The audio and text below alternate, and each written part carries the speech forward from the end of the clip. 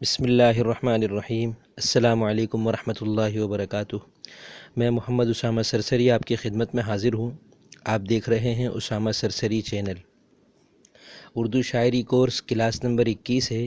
اس video میں ہم یہ جانیں گے کہ کسی بھی بحر کے آخر میں ایک ساکن کا اضافہ کر دیا جاتا ہے اور اس کی کیا تفصیلات ہیں۔ اس سے پہلے میں یہ عرض کر دوں کہ اگر آپ اس چینل پر نئے آئے ہیں تو اس چینل کو سبسکرائب کر لیجئے تاکہ اس طرح کی دیگر دینی اور علمی ویڈیوز آپ کے سامنے بر وقت آ سکیں۔ شروع کرتے ہیں۔ کسی بھی بحر کے آخر میں ایک ساکن کا اضافہ کیا جا سکتا ہے، جیسے فعول فعول فعول فعول، یہ ایک بحر ہے، بحر متقارب۔ اب اس میں آخر میں جو آخری فعول ہے اس کے آخر میں ایک اور ساکن کا اگر اضافہ کر دیا جائے تو فعول کا وزن ہے 1 2 2، یعنی آدھی آواز پوری آواز پوری آواز۔ اگر آخر میں ایک ساکن کا اور اضافہ کر دیا جائے تو یہ بنے گا آدھی آواز پوری آواز پوری آواز آدھی آواز۔ گویا ہم اسے یوں کہہ سکتے ہیں فعول فعول فعول فعولان۔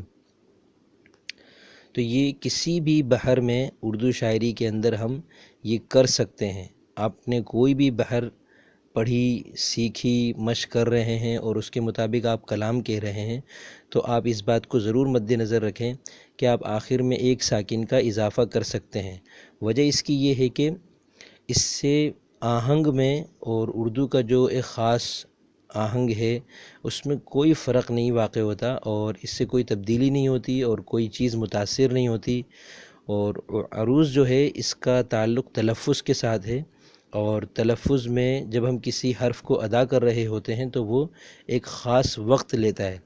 اور آخر میں آپ دیکھیں کہ آپ کسی جملے کو لفظ چا پر ختم کریں یا لفظ چار پر ختم کریں، آپ کو آخری جو ایک اضافی آپ نے رے کا اضافہ کیا ہے اس کے لیے آپ کو کوئی خاص الگ سے وقت نہیں لگتا۔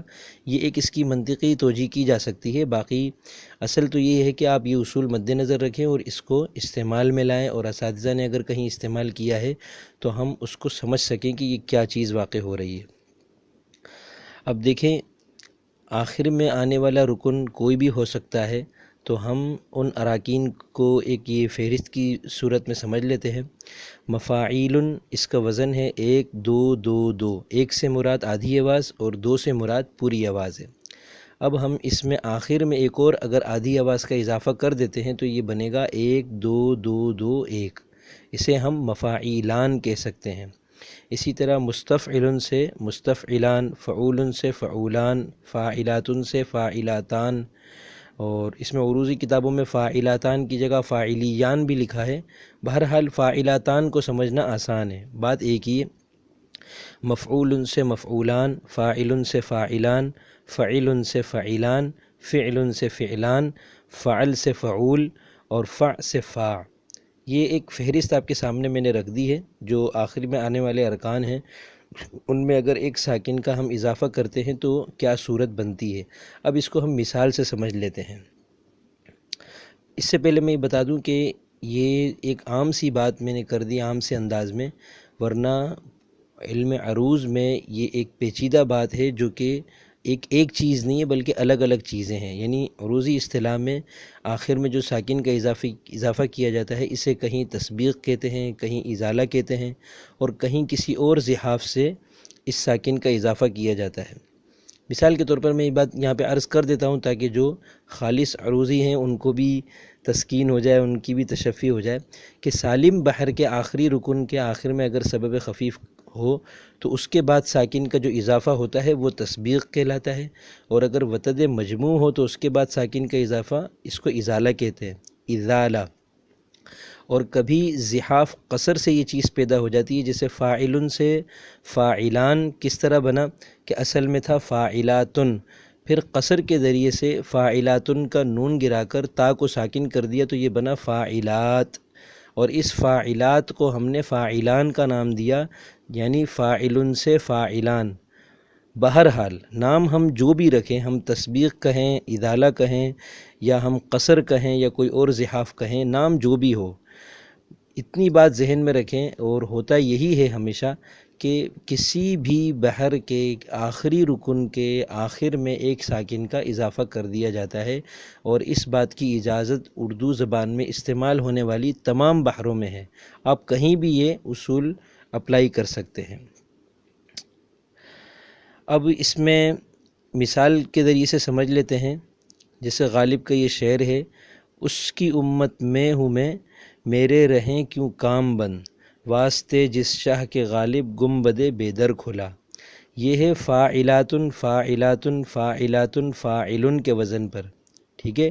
اب اس میں پہلے مصرے میں آخر میں غالب نے فاعلن کی بجائے فاعلان کر دیا ہے، اور دوسرے مصرے کا جو آخری فاعلن ہے وہ فاعلن ہی رکھا ہے۔ آپ اس کی تقدیمیں دیکھ سکتے ہیں، اس کی امت فاعلاتن، میں ہوں میں فاعلاتن، رے رہیں کیوں فاعلاتن، کام بند کام بند فاعلان، اس میں آخر میں ایک ساکن کا اضافہ کیا ہے، ٹھیک ہے۔ اب یہاں ایک اور اصول چھوٹا سا سمجھ لیں جو اسی سے متعلق ہے، کہ بعض بحریں جو متساوی ہوتی ہیں، متساوی ہونے سے مراد یہ کہ ان کے ارکان کے اندر دو متساوی حصے پائے جاتے ہیں۔ یعنی ایک تو سالم بحر ہوتی ہے، جیسے متفاعل متفاعل متفاعل متفاعل، یا فعول فعول فعول فعول، اور ایک بحر ایسی ہوتی ہے کہ اس کے ارکان ہوتے ہیں فعول مفاعیل فعول مفاعیل۔ تو اب ہم کہتے ہیں کہ یہ وہ مسمن بحر ہے جس میں دو متساوی حصے ہیں۔ اب اس میں ایک تو آخر میں ساکن کا اضافہ کر سکتے ہیں، وہ تو ہم نے پڑھ لیا۔ اس میں ہمیں یہ اجازت بھی ہے کہ جو دوسرا رکن ہے اس کے آخر میں بھی ہم ساکن کا اضافہ کر سکتے ہیں۔ مثال سے سمجھ لیتے ہیں، دل ہی تو ہے نہ سنگ و خشت، درد سے بھر نہ آئے کیوں، روئیں گے ہم ہزار بار کوئی ہمیں ستائے کیوں، روئیں گے ہم ہزار بار کوئی ہمیں ستائے کیوں۔ غالب کا یہ شعر ہے، اس میں دیکھیں نیچے تختی میں نے پوری لکھ کر واضح کر دی ہے۔ اب اس کے جو ارکان ہیں وہ ہیں مفتعل مفاعل، مفتعل مفاعل۔ دیکھیں بحر مسمن ہے، یعنی اس میں ایک مصرے میں 4 رکن ہیں اور 2 مصروں میں 8 ارکان ہیں، تو یہ بحر مسمن ہے، اور یہ اس کے ارکان کے 2 متساوی حصے ہیں۔ پہلا حصہ ہے مفتعل مفاعل اور دوسرا حصہ ہے مفتعل مفاعل۔